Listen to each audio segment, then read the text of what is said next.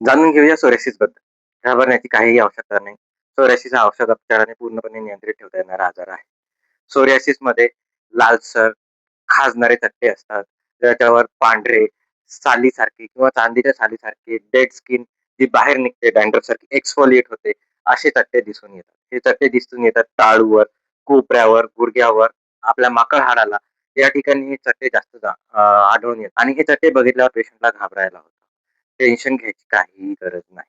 उलटं स्ट्रेसमुळे सुरक्षित जास्त वाढतो. त्याच्यामुळे स्ट्रेस टाळावा, ही सर्वात महत्वाची गोष्ट आहे. दुसरी गोष्ट स्वतः औषध घेणे टाळावे. सोरियासिस हा आजार आनुवंशिक क्वचित असतो व संसर्गजन्य तर अजिबात नाही आहे. आणि पण महत्वाची गोष्ट ही की सोरियासिस हा क्रोनिक म्हणजे दीर्घकाळ चालणारा आजार आहे.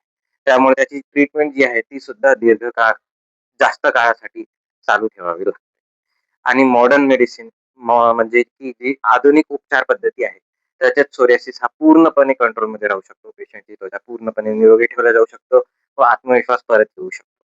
त्यासाठी भेटा आपल्या त्वचा तज्ञाला. धन्यवाद.